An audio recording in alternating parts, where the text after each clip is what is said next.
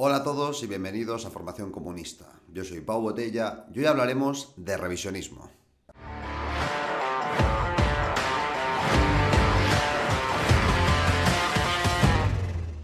¿Eres un revisionista? No, tú eres el revisionista. Coño, es el revisionismo y ¿de qué estáis hablando? Parecéis dos monjes. Bienvenidos a un nuevo vídeo de formación. Hoy estaremos hablando de una cuestión por muchos conocida del ámbito comunista, que es la cuestión del revisionismo. Mucha gente, ni siquiera sabréis de lo que estoy hablando, pero la gente que ha estado un poco cerca del mundillo comunista e incluso, bueno, ya nuestros padres o la gente que vivió un poco los últimos coletazos del comunismo en el siglo pasado, les sonará la palabra de revisionista, de revisionismo, de tú eres más revisionista que yo, etcétera, etcétera.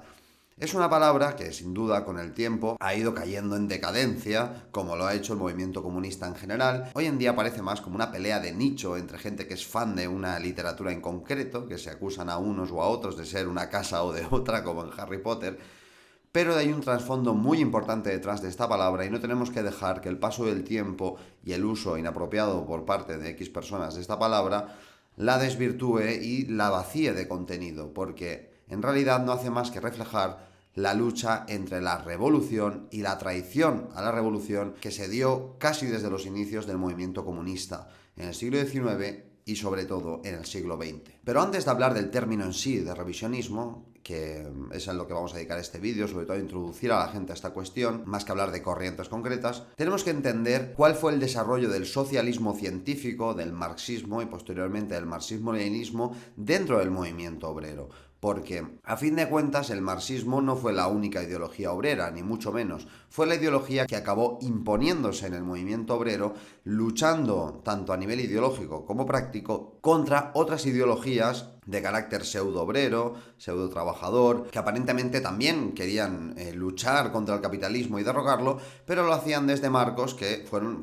duramente criticados por parte del marxismo, lo cual le permitió al socialismo científico de Marx y Engels acabar siendo lo hegemónico en el movimiento obrero europeo. Recordemos que Marx y Engels y todo el movimiento obrero que hubo detrás de ellos, también intelectual, tuvo que convivir con otras corrientes como el socialismo utópico, como el anarquismo primerizo o los posteriores desarrollos del mismo, incluso muchas clases de socialismo, como les llamaría Marx en el Manifiesto Comunista, que partían de concepciones pues aún muy infantiles o idealistas sobre la realidad de la clase trabajadora, pero que sin embargo tenían muchísima expansión entre las masas.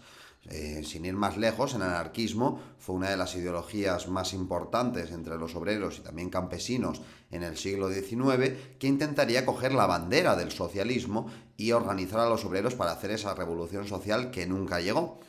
El marxismo se planteaba un objetivo similar, al menos en un primer lugar, pero con el desarrollo de esa lucha ideológica entre las diferentes corrientes, entre ellas el marxismo, y la capacidad del marxismo de explicar muchísimos más fenómenos estructurales propios del capitalismo naciente y en desarrollo, y de establecer una táctica y una estrategia para hacer ese proceso revolucionario fuera de marcos idealistas y fracasados, acabaron permitiendo que el marxismo fuese una de las ideologías más importantes ya no solo del siglo XIX, sino de toda la historia, siendo el Manifiesto Comunista uno de los textos más leídos al lado de textos como el Corán o la Biblia. El marxismo, como no podía ser de otra manera, siguió desarrollándose después de la muerte de Marx y Engels, y con la aparición del movimiento bolchevique acabó siendo la ideología que por primera vez en la historia permitiría a la clase obrera crear un Estado en manos de la propia clase obrera que llevaría por bandera la revolución contra la propiedad privada e intentaría expandirse por todo el mundo. Esto, como no podía ser de otra manera, hizo que la interpretación marxista de los bolcheviques se convirtiese también en la visión hegemónica para muchos obreros del mundo que tomaron de ejemplo la revolución del 1917.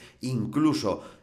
anarquistas y personas que venían de esas ideologías pequeñoburguesas que el marxismo había barrido de un plumazo se veían identificados con la revolución del 17 porque era una revolución triunfal.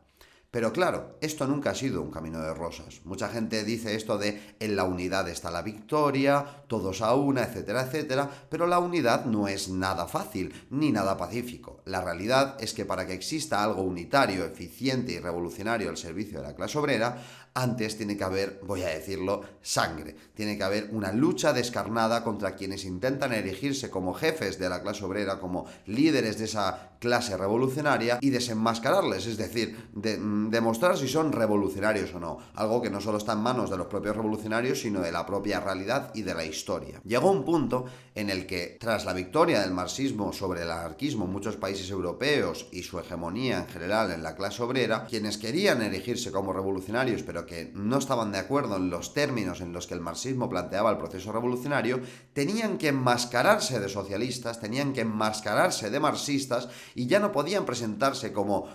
una ideología distinta que quería hacer lo mismo que el marxismo, sino que estaban obligados por esa coyuntura histórica y revolucionaria a pasar por utilizar los términos, los símbolos, incluso las figuras y las citas de los revolucionarios marxistas que les habían precedido.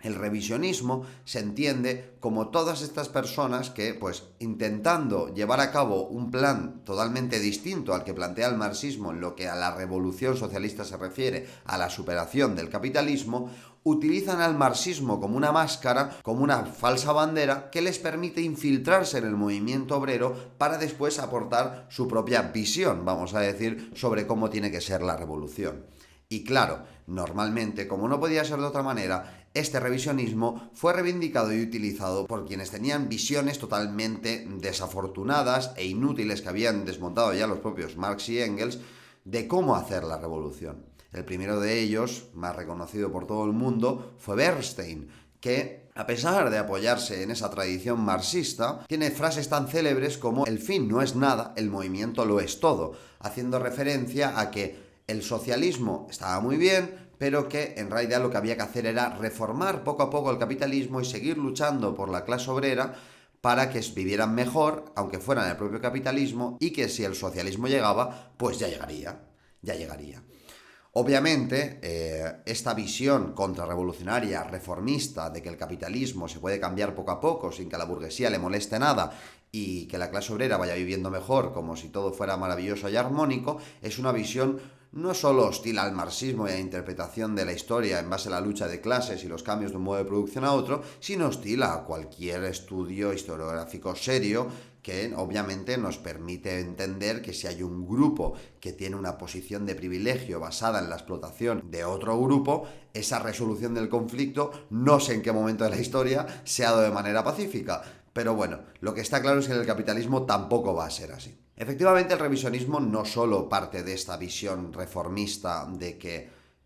sí, el capitalismo está muy mal, pero hay que reformarlo poco a poco, no, sino que ha ido cogiendo mucho más tintes porque al final ha sido la ideología del fracaso, de la contrarrevolución dentro de la revolución. O sea, de aquellos que mientras te decían que eran revolucionarios y que querían lo mismo que tú, aplicaban tácticas, estrategias y una cosmovisión directamente totalmente contrarias a la revolución. Y muchas veces servía para justificar su inoperancia, su incapacidad revolucionaria, para justificar también sus situaciones privilegiadas respecto a la clase obrera en posiciones apoltronadas y burocráticas en partidos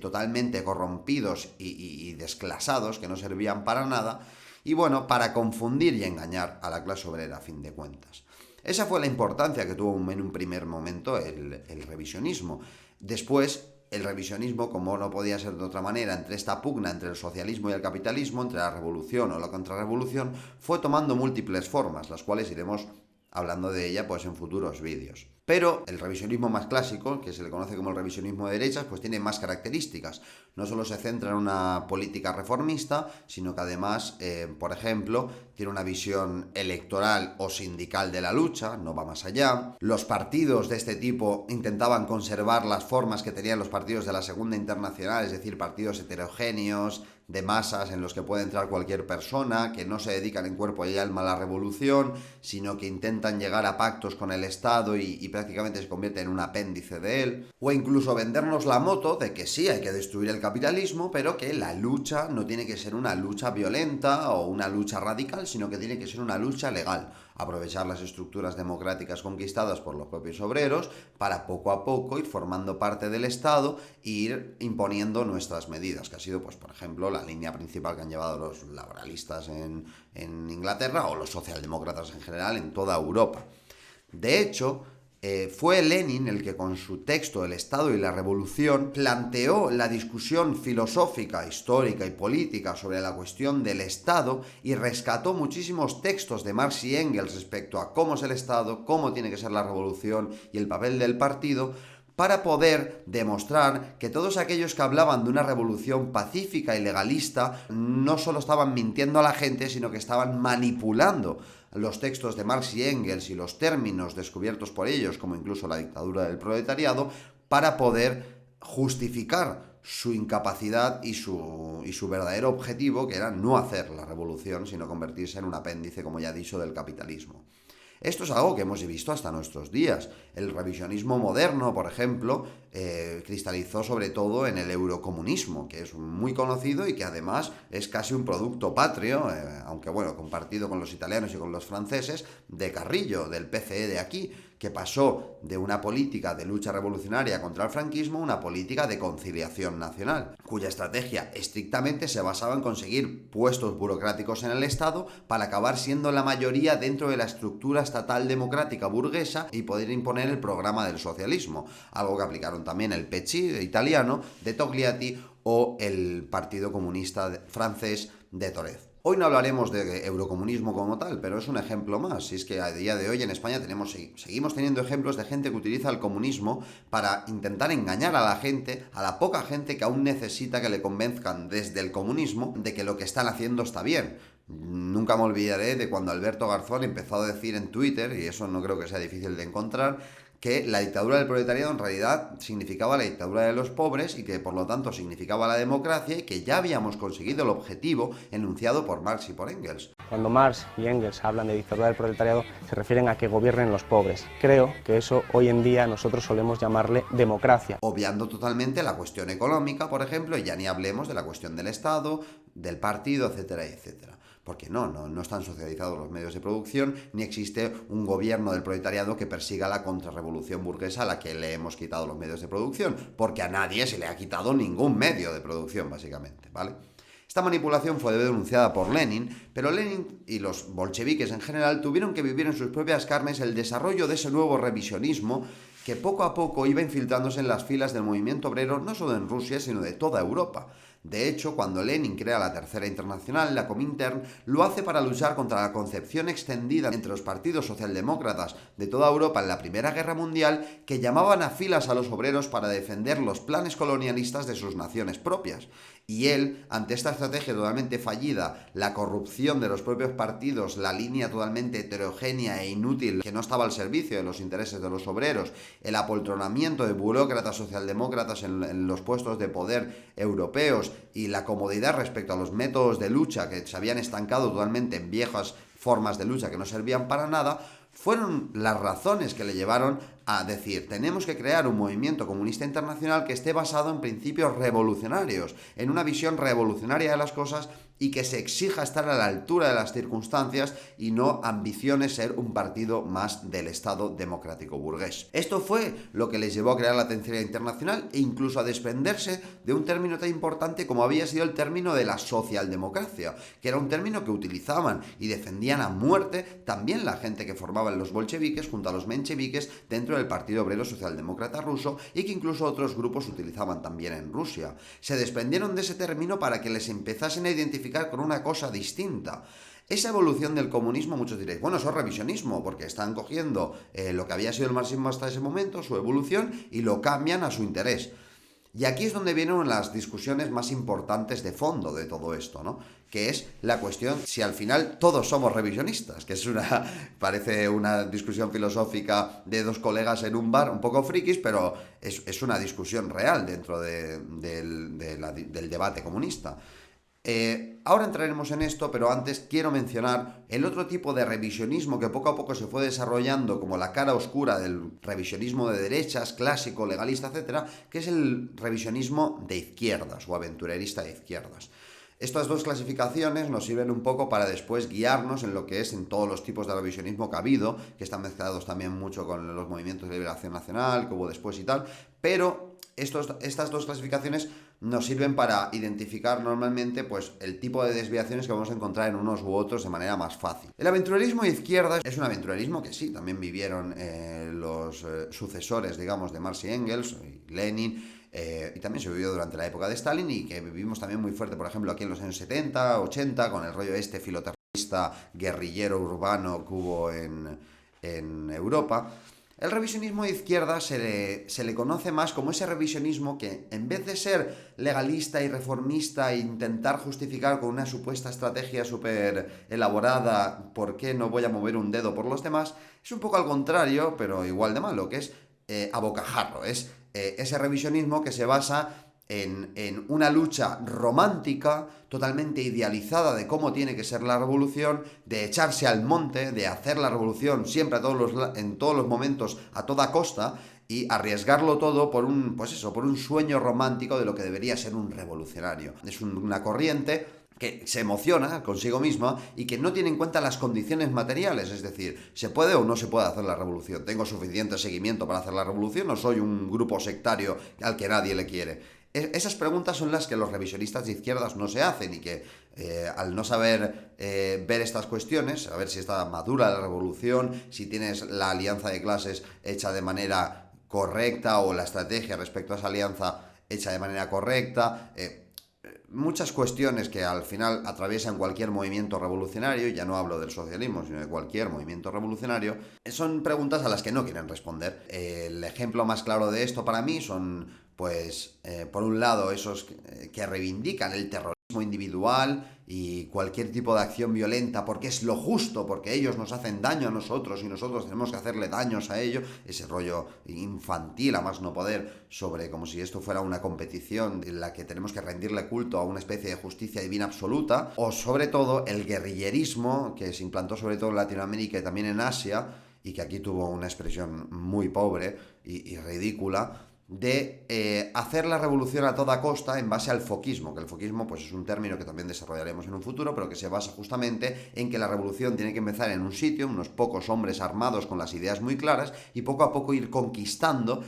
a las masas a través de acciones armadas o contra el poder, que les permitan ir acumulando fuerzas, ¿no? Pero que desde el primer momento hay que estar haciendo esa revolución, ¿no? O el romanticismo terrorista europeo, de las RAF o de grupúsculos aquí en España, que preferían matar a agentes de la autoridad o hacer atentados en los que morían incluso civiles por hacer honores a la revolución, y lo único que conseguían es que la gente se asustase de ellos y no quisieran saber nada del comunismo. Pero nada. Un ejemplo muy bueno de esto también es el Che Guevara, por ejemplo, y todo lo que hay detrás de su figura, ¿no? De hacer la revolución en todo el mundo. Yo me voy con unos hombres guerrilleros a un país extranjero, empiezo a hacer la revolución desde el monte y poco a poco conseguiremos hacer la revolución, aplicando de manera totalmente mecanicista y absurda una cosa que te puede funcionar en un sitio, pero que después no funciona en otros. De hecho, su muerte está bastante relacionada con el fracaso de esa idea foquista de la revolución, de ese espíritu romántico de unos pocos haciendo la revolución y llevándose detrás de ellos a campesinos que ven en ellos el espíritu y la capacidad revolucionaria y después pues les siguen y acaban formando un ejército del pueblo, una cosa pues que no ha pasado. Otra línea de esto sería cómo aplican muchos la guerra popular prolongada maoísta a sus países, pero bueno, estos serán cuestiones que desarrollaremos más en un futuro. La revolución, como lo es la insurrección, es un arte y obviamente te puedes equivocar, te tienes que equivocar. ¿El revisionismo es algo que nos afecta a todos? ¿Todos somos revisionistas? Yo creo sinceramente que no, porque al final, por mucho que tú puedas darle una interpretación A o B o creas que las particularidades de tu país te permiten o no hacer la revolución, al final lo que cuenta es si se hace o no esa revolución o si al menos avanzas en ese camino, ¿no? Entonces, yo no creo que la idea de que todos seamos revisionistas, porque al final lo que dicen Marx y Engels se puede adaptar a las nuevas condiciones materiales de cada país y de la sociedad en general, sea un argumento válido. Si es que al final lo que nosotros reivindicamos del marxismo y lo que el propio término del revisionismo reivindica del marxismo, es decir, saber caracterizar algo de revisionismo o no, es que el marxismo es una guía para la acción. Es una ideología revolucionaria, una doctrina revolucionaria cuyo objetivo es la revolución y que por lo tanto se tendrá que adaptar a esas nuevas condiciones. De hecho, hay una clase de revisionismo que es el doctrinarismo, que mucha gente cae, que es coger citas y prácticas que se han hecho por parte de revolucionarios y aplicarlas de manera sistemática a tu realidad sin mirar nada. Es decir, no, esto es lo que hizo Marx, esto es lo que hizo Engels, esto es lo que hizo Lenin, esto es lo que hizo Stalin, y por lo tanto, si no lo hacemos ahora exactamente como lo harían ellos ahora, estamos cometiendo un acto de revisionismo. No, eso es revisionismo también. No es solo manipular, sino también aplicar de manera mecánica y absurda todas esas ideas que en su momento pudieron funcionar, o incluso mitos, o lemas, o formas organizativas que pueden caducar. Es más, lo más lógico desde el marxismo es pensar que van a caducar. En realidad, mucha gente nos viene a decir, no, porque vosotros decís que nada es socialismo y todo es revisionismo, y que en no sé qué país, bueno ya, pero es que nosotros debatimos sobre qué ha pasado en esos países. ¿Hasta qué punto la clase obrera ha conquistado el poder en ese país? ¿Se han socializado los medios de producción? ¿Aportaron al proceso revolucionario mundial apoyado por la Unión Soviética, aunque fueran los términos del patriotismo revolucionario, que es lo que reivindicamos nosotros por parte de Stalin? Esas son las preguntas que hay que hacerse. Al final, la revolución es algo que se objetiva al margen de nosotros y que nosotros podemos formar parte de que se lleve a cabo de una manera o de otra, pero en los propios términos que la sociedad y la historia determinan que esa revolución puede o no realizarse. La lucha contra el revisionismo fue una lucha contra quienes intentaban enterrar el espíritu revolucionario, crítico del marxismo, y convertirlo o en un dogma o en una justificación de algo aberrante que nada tenía que ver con la lucha por el socialismo, sino por la lucha de otras clases sociales por hacer sus propias revoluciones o golpes de Estado y conseguir sus propios objetivos al margen de los intereses de los obreros. Sí es verdad que es cansino ver a mucha gente hablar todo el rato de revisionismo. Nosotros mismos hemos sido muy pesados en esa cuestión, y yo creo que hemos acertado en encontrar otros términos igual de hirientes para señalar a quienes intentan, en nombre del comunismo, llegar a la gente para en realidad hacer algo bastante contrario al mismo. Es un término igualmente que creo que es acertado y que nosotros seguimos utilizando a la hora de hacer un estudio analítico de las cuestiones relacionadas con el comunismo, y que refleja muy bien esa lucha que aún tenemos hoy en día los comunistas con quienes, en base a lo que supuestamente dice nuestra ideología, hacen cosas verdaderamente aberrantes y contrarrevolucionarias. Hablaremos de los distintos tipos de revisionismo que ha habido. Creo que el marxismo tiene la obligación de poder equivocarse y de corregirse para hacer la revolución, pero que hay que seguir denunciando no solo los revisionismos que ha habido hasta ahora, porque nos sirven bastante bien para ver por dónde van los tiros de X grupos a día de hoy, sino sobre los nuevos tipos de revisionismo que se van desarrollando hoy en día y que siguen utilizando el marxismo para justificar su inoperancia o su visión contrarrevolucionaria. Sin ir más lejos, recordemos que una de las mayores críticas que se hace a la cultura posmoderna hoy en día se hace utilizando el término de marxismo cultural, que es un término acuñado por la reacción, pero que mucha gente ha contribuido a que la gente vea en el marxismo el origen del posmodernismo, lo cual no tiene ningún sentido. Ningún sentido. Pero eso sí lo veremos en futuros vídeos. Espero que os haya gustado este vídeo explicativo e introductorio sobre el revisionismo. Haré más vídeos de formación, no me olvido de vosotros, chicos. Sé que no subo vídeos de vez en cuando, pero este es un regalo para la gente que se empezó a seguir este canal por la cuestión de la formación. Seguiremos tratando el libro de Introducción al Comunismo, seguiremos tratando otras obras de interés, y espero que os guste lo que vayamos sacando estos días. Un abrazo a todos y nos vemos la próxima semana. Hasta luego.